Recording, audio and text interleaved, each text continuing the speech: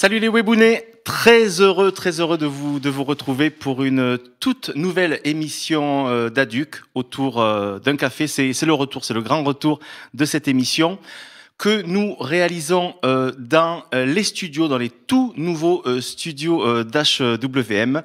Une émission qui met en avant les artistes indépendants, voilà, les indés, comme on les appelle. Je tiens à préciser que cette émission est réalisée dans le plus strict respect des, des gestes barrières. Voilà, ça je tenais à le préciser. Pour cette toute nouvelle émission, je reçois un artiste multifacette. Je dirais que j'ai eu la chance de rencontrer à nombreuses reprises. Voilà, écrivain, comédien, mais pas que, metteur en scène, beaucoup d'activités pour ce monsieur, créateur d'une association, on va en parler. On reçoit tout de suite notre ami Grégoire Aubert. Bonjour à tous, bonjour Sébastien. Comment vas-tu ? Parfaitement bien, heureux d'être là. Voilà, et nous, heureux de t'accueillir.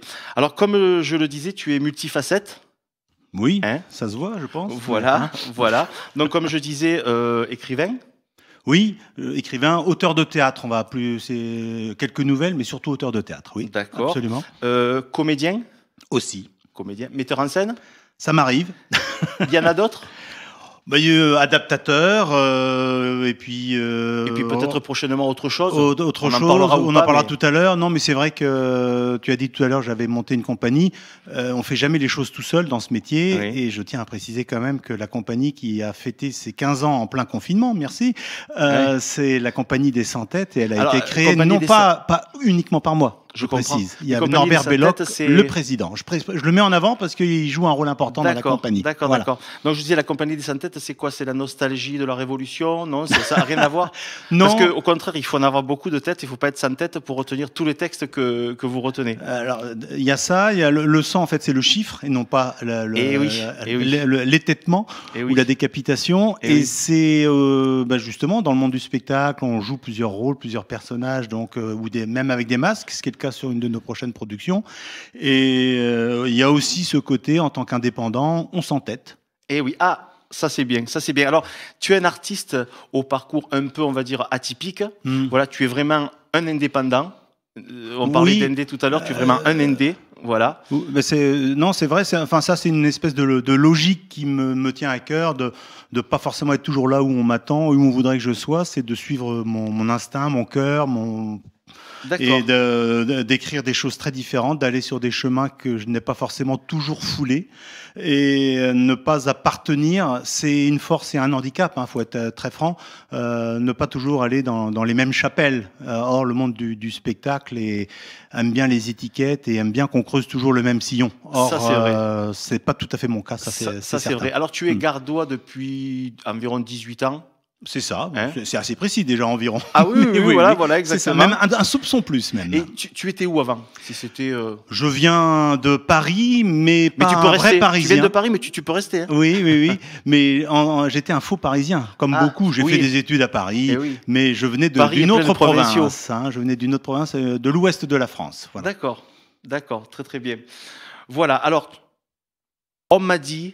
J'ai cru comprendre que tu étais un peu boulimique de travail. C'est-à-dire que tu aimais bien...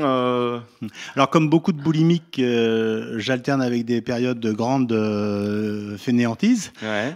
J'en ai connu durant la dernière année. Mais effectivement, lorsque l'énergie est là, la foi est là, j'ai tendance parfois à multiplier les projets. Et certains me diraient à me perdre un petit peu, justement, à me disperser. Voilà. On en parlera tout à l'heure. Tu m'as dit j'ai beaucoup de projets, donc on en parlera. Ils sont en cours. Alors la période est difficile. On va pas reparler d'épidémie, tout ça. La période est difficile. Aujourd'hui, on brûle plus les planches, on foule plus les planches. On va peut-être finir entre 4 planches si ça continue. Pas tout de suite, mais non, voilà, c'est sûr. Alors.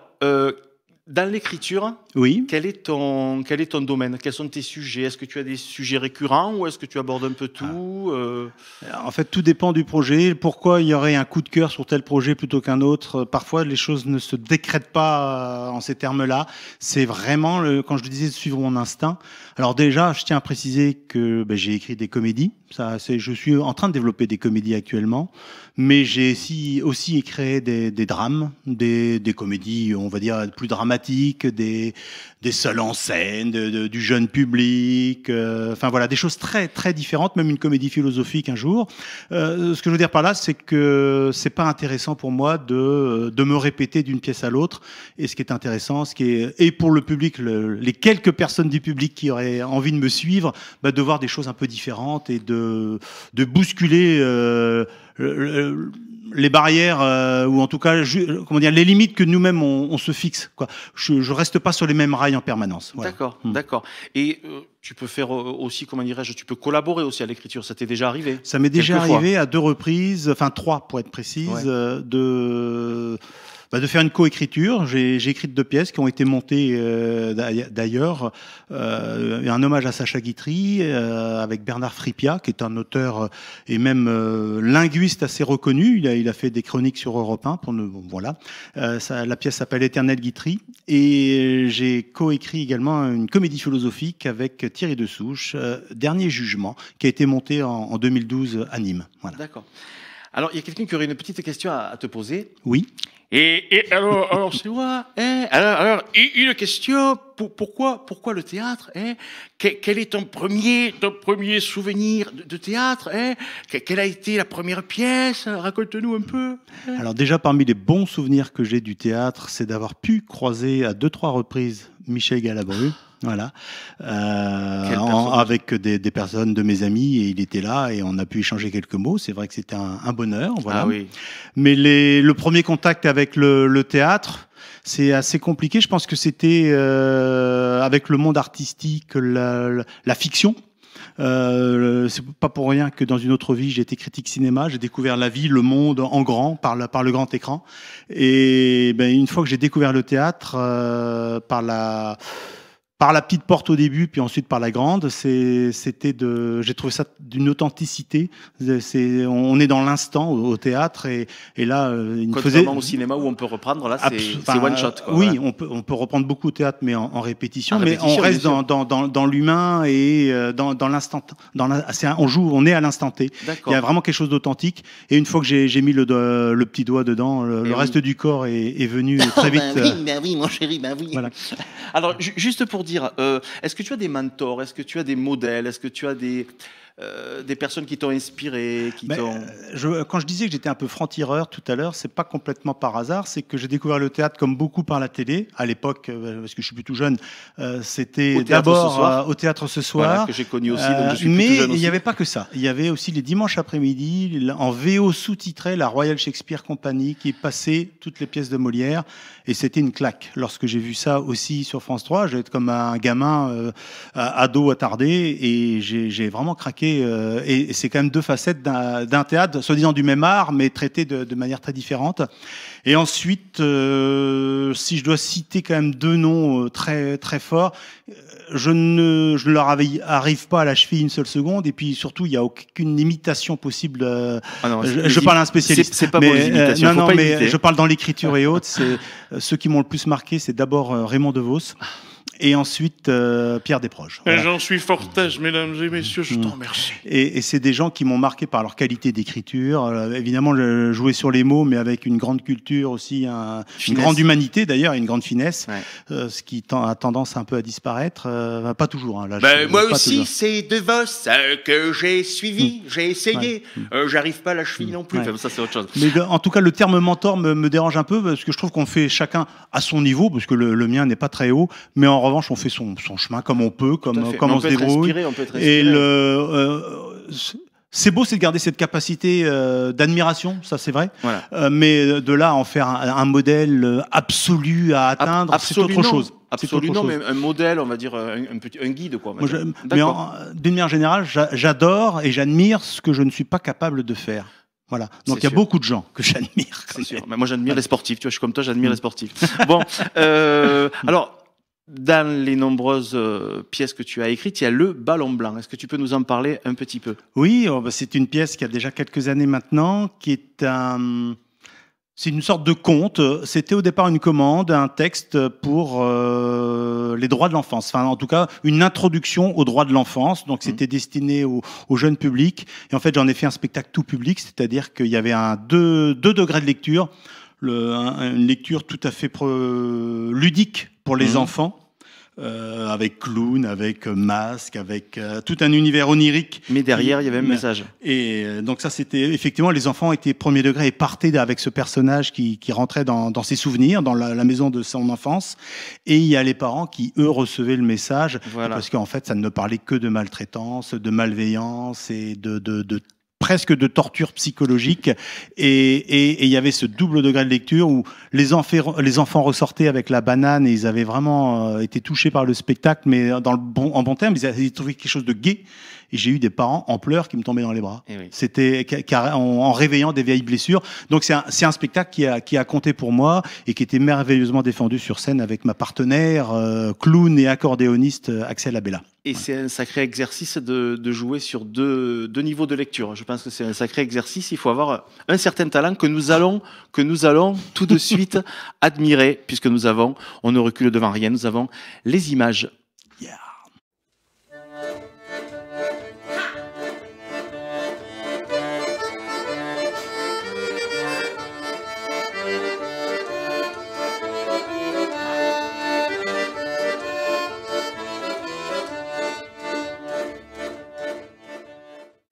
Il faut suivre la ligne et marcher droit. Marcher droit. C'est ce que me disait toujours ma maman. Tu dois marcher droit, mon fils. Hey oh! Eh oh! J'ai une sensation étrange. Je suis sûr qu'il y a quelqu'un. Bon, on joue? Oh ouais, on joue! Oui. Je remets mon vieux temps. Je t'ai filé une grande claque pour que tu comprennes. Attends, hein, t'approches pas comme ça, espèce de gros moustique là.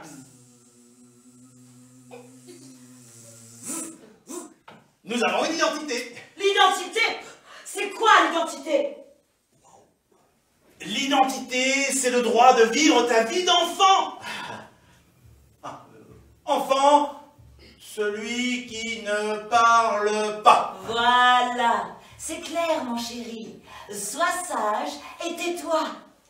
Pauvre petite girafe. Elle a tellement été triturée, malaxée, avalée, mordillée, émâchée, étirée, écroquée, mal léchée, étrappée, étapée, malmenée, explosée. C'est un jour de ces dimanches, tiens ma jolie maman. Voici les roses blanches, toi qui les aimes tant. Voici les roses blanches, toi qui les aimes tant. Une la quand je serai grand, j'achèterai au marchand toutes ces roses blanches pour ta jolie maman. Toutes ces roses blanches pour ta jolie maman.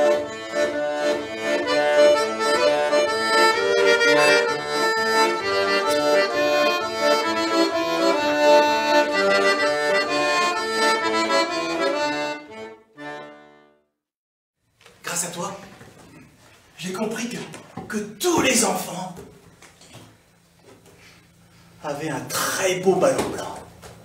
Tous? Tous. Mon ballon blanc, si je veux, je peux toujours le regonfler.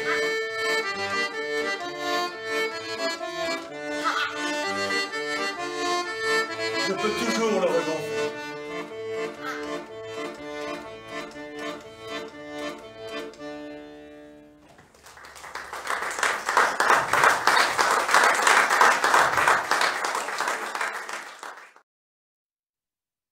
Voilà pour cet extrait.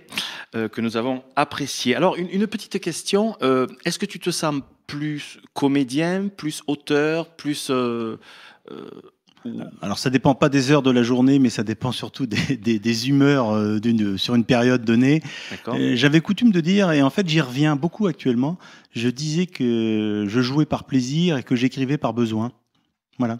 Ça se complète. Ça se complète complètement, mais enfin oui, ça se complète complètement. C'est la formule est top, mais non, c'est quand même assez juste. Maintenant, j'écris aussi parce que j'aime ça. De plus en plus, c'est pas qu'une souffrance, hein, c'est même un grand plaisir d'écrire, surtout quand les mots arrivent et qu'on arrive à raconter l'histoire qu'on avait imaginée au départ. Et puis jouer, si on prend pas de plaisir sur scène à partager soit avec ses partenaires, soit avec le public, il faut changer de métier tout de suite, de toute façon. Donc, exact. Alors justement, tu parlais d'inspiration. Il y a des titres qui sont un peu étranges, comme la parenthèse du mimosa, par exemple. C'est un peu alors c'est pour intriguer ce titre. Il y a un côté assez mystérieux, mais voilà. J'aime bien dans tout ce à quoi je touche, j'aime bien même dans l'humour amener parfois un soupçon, attention, hein, de poésie, ou des mots on verrait pas forcément dans une comédie qui veut avoir un rire toutes les 30 secondes, etc. J'aime bien amener un peu de poésie par moment. Là, alors c'est une comédie dramatique, La parenthèse du mimosa, qui raconte un destin de deux personnages à un moment donné, et en fait, je vais pas le raconter ici, mais le titre est assez poétique, alors qu'il a une signification très prosaïque quand on a vu la pièce. D'accord, d'accord. Alors, si tu es d'accord, on va reprendre une coutume dans l'émission de Aduc. C'est un petit questionnaire de rapidité. Oula. Voilà. Alors, il y a quelques questions pour essayer de mieux te connaître, on va dire. Alors, je te fais 2 propositions. Tu en choisis une des 2. Oui. Voilà. Tu peux dire aucune et tu peux même les réfuter, en proposer une. Alors, première question par Monsieur Philippe Bouvard. Est-ce que tu serais plutôt solitaire ou plutôt Grégoire Ah, je me suis lâché là, vas-y. Bon. Alors, plutôt Solitaire. solitaire, d'accord. Ville ou campagne? Campagne. Mer ou montagne? J'ai été maire, j'ai tendance à devenir montagne. D'accord. Moto ou auto? Auto. Moderne ou rustique? Entre les deux. D'accord. Printemps ou automne? Ouais, printemps. Champagne ou vin? Avec modération. En consommation, plus vin, mais en goût, plus champagne. Oh, bien répondu, poteau, je savais qui dirait ça. Oh, rouge ou rosé? Allez, on reste dans le truc avec modération. Hein. On va dire Les deux, oui. printemps-été rosé, le reste de l'année rouge. Voilà qui est complet. Serais-tu plutôt un bec salé ou un bec sucré? De plus en plus bec salé, et alors j'ai été beaucoup bec sucré. Oui. D'accord. Trop. Viande ou poisson? C'est compliqué. Hein. Ah ouais, c'est... Bon, allez, poisson. D'accord. Chien ou chat? Anne. Anne, voilà. Brune ou blonde? Brune. Rugby ou foot? Oui. Les deux. Les deux. Plutôt OM ou PSG? Je vais me faire huer. Bon. Ah bon, d'accord, tu peux ne pas te prononcer. Non, mais en fait, je supporte d'abord les clubs français. Voilà. D'accord. Ah, d'accord. Je supporte pas, parce que j'aime le foot, effectivement, et je supporte pas lorsque on dénigre le PSG parce qu'on est Marseillais ou qu'on dénigre les Marseillais parce qu'on est PSG, surtout quand c'est au niveau européen. Moi, je suis avant tout, je soutiens les clubs français, pour ça que je suis supporter de Monaco. Non, je rigole. Fourmi ou cigale? Oh, cigale. Photo ou peinture? Je pense que dans l'absolu, plus peinture. J'ai le talent de ni l'un ni l'autre, hein, je précise. Oui, non, mais bon, on peut. Théâtre ou cinéma? Alors là, la question... J'ai adoré le cinéma et je continue à l'adorer, mais je ne peux pas répondre autre chose que théâtre, c'est une évidence. Bien sûr. Fernandel ou Bourvil? Et attention à ce que tu réponds. Non, mais Il peut choisir ce qu'il veut. Ah, bah, dedans. Oui, les deux sont grandioses, mais je trouve que Bourvil est un peu plus... Nuancé. Oui. peut-être. C'est ça, plus D'accord. fin j'allais dire, mais c'est plus dans l'esprit nuancé d'ailleurs que oui, oui, tout à fait. Mais bon, Fernandel est extraordinaire aussi, évidemment. Mayan ou Pacom? Ah. Me réponds ce que tu veux, mon chéri. Mais non, pareil, évidemment, j'adore les deux. Je vais répondre pas comme rien que pour son monologue dans la crise. Voilà. On adore le même morceau. Dion ou Fabien? Fabien. Gérard ou Grégorio? Je vais dire Gérard parce que je l'ai croisé au moins une fois ou deux dans ma vie. D'accord. Alors là, on a eu la réponse, mais je la pose quand même. Bigard ou De Vos? Voilà, on a eu la réponse.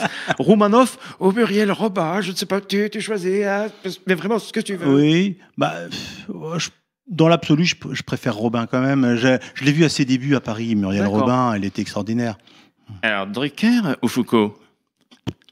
Ou tu peux choisir un autre, sinon. Non, mais en fait, je regarde vraiment pas les émissions de variété, de divan, enfin entre guillemets. J'en ai vu quand même dans ma vie, D'accord. mais à la limite, les deux personnages, je les aime bien dans l'absolu. Vraiment, j'ai rien. Enfin, c'est pas des gens. Mais c'est Je pas les des préfère à Hanouna, enfin sans commune mesure pour moi, Ouais, d'accord. etc. Mais de là choisir entre les deux, Eh bien, je regarde pas ces émissions-là, voilà. Donc Parfait, pas de souci. Hallyday ou Brassens?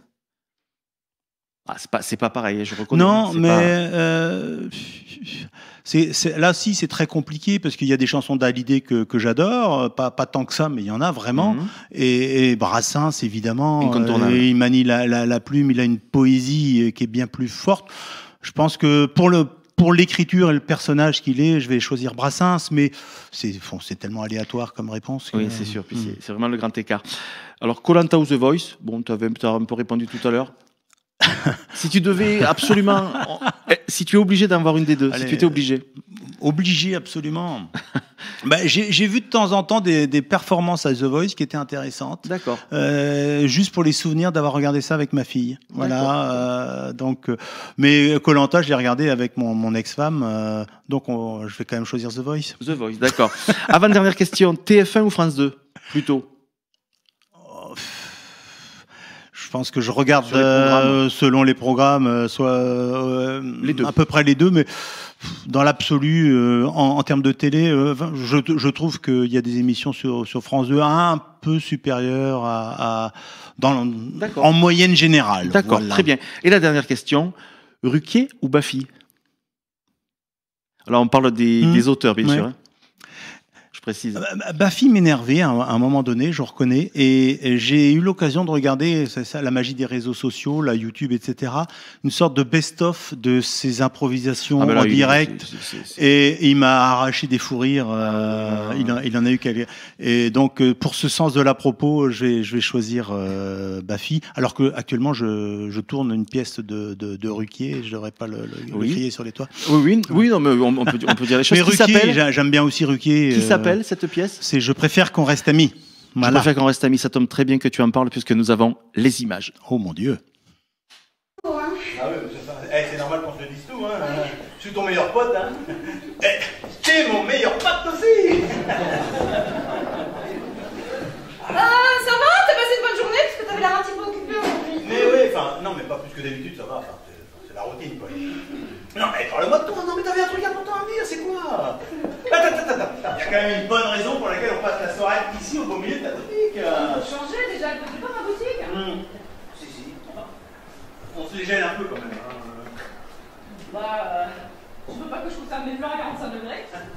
T'as pas besoin de coup de main? Non, ça va, je gère. Valentin, si je te disais que je suis amoureuse.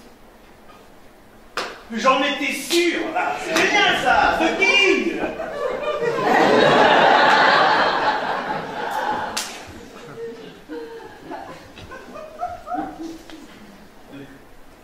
De moi?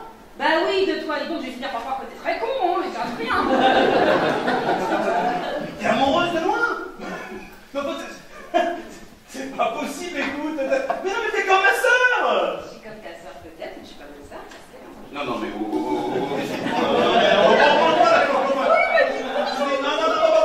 Non, t'as trop bu, t'as drogué, c'est quoi ton truc là? Non.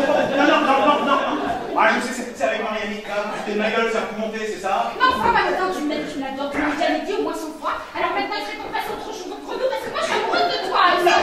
Non. Je préfère qu'on reste amis. La preuve qu'on pense pas la même chose au même moment parce que depuis le premier jour, j'ai envie de te sauter dessus. Depuis la soirée chez Christophe? Attends.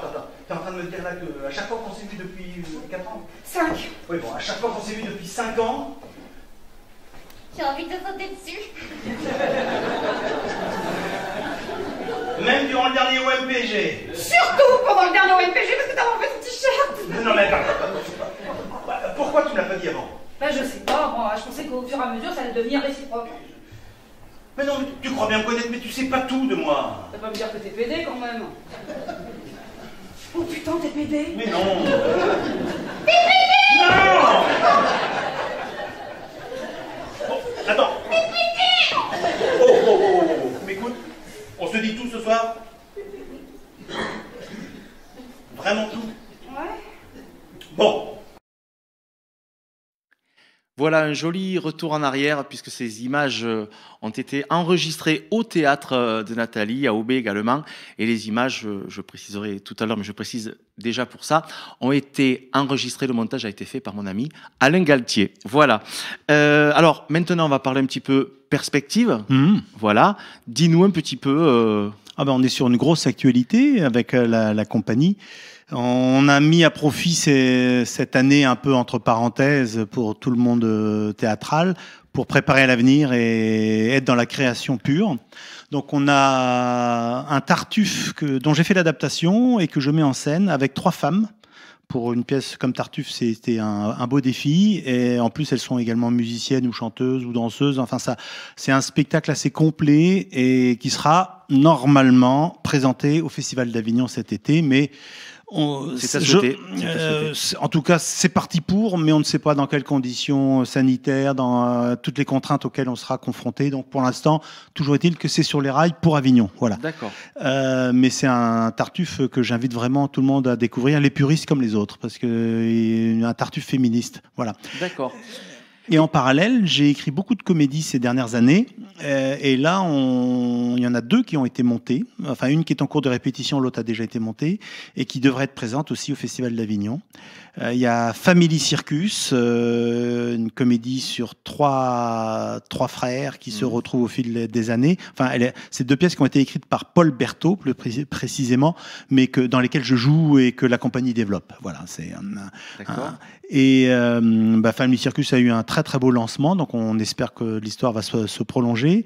Et la seconde pièce, c'est Trio sur canapé, qui s'amuse des codes du café-théâtre, un canapé, 2 colocataires et une femme qui vient mettre un peu le why entre les deux. Ah bon? Mais, oui, il paraît que ça arrive. Mais c'est traité un peu comme du Woody Allen, et avec... ça me permet de rebondir un petit peu là-dessus, c'est que je trouve qu'il y a beaucoup de comédies actuellement qui se montent, que même le public se précipite. Je parle de l'avant-Covid, évidemment, et quand les salles de théâtre étaient ouvertes.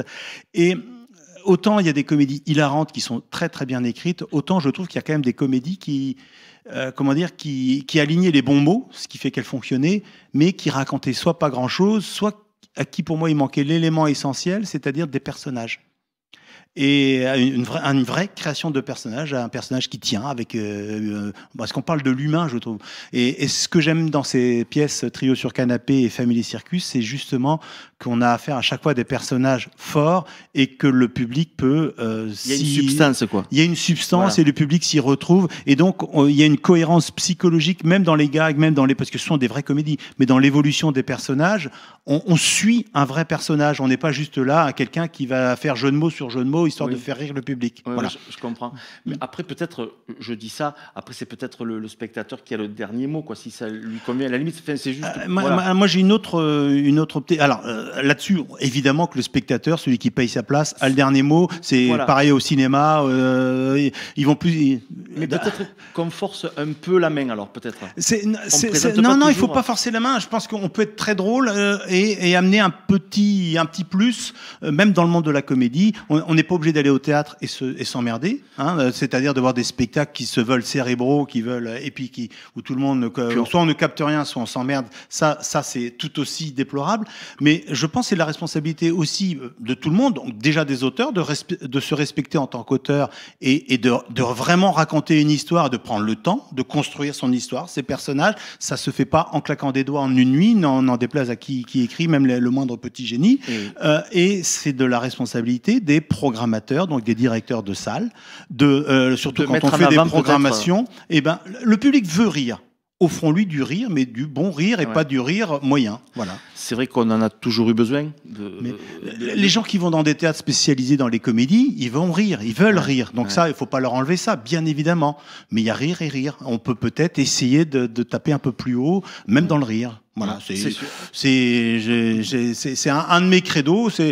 Certains disent que je me prends un peu pour ce que je suis pas. Non, pas du tout. Mais je trouve que c'est notre responsabilité en tant qu'auteur. Déjà, je me suis déjà planté 10 000 fois dans ce que j'ai écrit, et je pense que ça m'arrivera encore à l'avenir. Donc c'est pas. Mais au moins je peux défendre et me dire j'ai essayé d'aller au bout de ce que je pouvais faire sur ce sujet-là. Et je me suis pas contenté d'un ou deux jets en me disant ça y est, hop, c'est bon et je passe à autre chose maintenant, etc. Non, je suis allé au bout de cette histoire-là, et parfois la mayonnaise ne prend pas, et ça c'est vrai aussi. Personne ne peut prétendre ne jamais avoir fait un four, comme disait Sacha Guitry. Oui, proposer de la qualité, quoi qu'on fasse. Essayez en tout cas. Essayez de proposer de la qualité. Et je trouve que souvent on tire vers le bas plutôt que tirer vers le haut, et le public, si on tire tout vers le haut, le public suivra de la même manière. Voilà. Bravo. Le message, je crois que le message est passé. Là. Voilà. Alors, on arrive un petit peu à la fin de cette émission. Voilà. Est-ce que tu voudrais parler de quelque chose? Est-ce qu'il y a quelque chose qui te tient à cœur? Est-ce que tu as une ambition? Est-ce que tu as... Alors, il y a plusieurs choses. Déjà, alors je vais parler vraiment pour ma paroisse, hein, ma paroisse au sens large. C'est qu'on va avoir besoin du public lorsque les salles vont réouvrir. Donc, je compte vraiment pour que vous soyez au rendez-vous. Et n'ayez pas peur de sortir dans les théâtres, dans les salles de spectacles, de concerts, etc. Première chose. Deuxième chose, effectivement, le théâtre, c'est aussi, on s'appuie, la matière première, c'est l'humain. On s'appuie sur sur ce qui fait qu'on a un cœur qui bat et qu'on raconte des histoires qui parlent à tout le monde, etc. Et dans l'humain, je crois que vous êtes bien placé parce que ça me permet de le souligner, mais je crois que vous faites une belle action samedi prochain. Oui, voilà. On va en parler juste à la fin de l'émission. Bon, merci de le souligner. Et je trouve, on a tendance à un peu trop à oublier derrière nos petits nombrils que l'essentiel. L'essentiel. C'est l'art du théâtre pour moi de parler de l'essentiel et de laisser de côté l'anecdotique. Sauf qu'au théâtre, on utilise l'anecdotique pour faire ressortir l'essentiel, dans l'écriture en tout cas. Mais bon. C'est ça. En tout cas, écoute, ça a été un plaisir, trop court. Bon, voilà, trop court encore, mais bon, on se... Oh, mais je reviens quand vous voulez, hein. Voilà. On se reverra, ça c'est sûr, d'une façon ou d'une autre. Ouais. Un grand merci. Merci à toi. Un grand merci. Alors donc voilà, vous l'avez compris, on arrive à la fin de cette émission. Je voudrais remercier nos amis à la technique, remercier Alain Galtier, voilà, qui fait de multiples tâches. Remercier également notre ami Piu Piu, voilà, Cyril, voilà, qui est là, et notre Naomi, voilà. Je peux les remercier aussi? Vas-y. Et en plus, autour d'un café, le café était superbe, je le dis. Voilà. Température nickel, voilà. Le mois prochain, nous recevrons un nouvel invité, peut-être même deux, c'est à voir.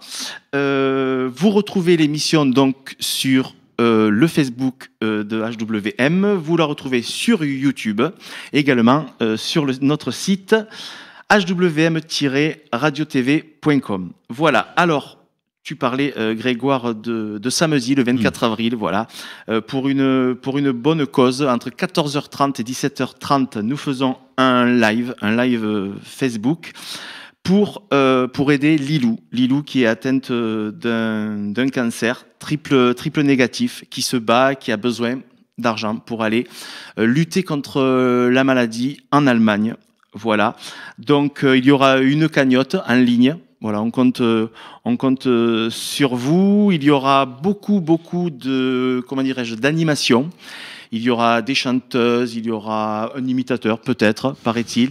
Il y aura Rikun, il y aura Livy, il y aura Cricri, notre Christine Colson.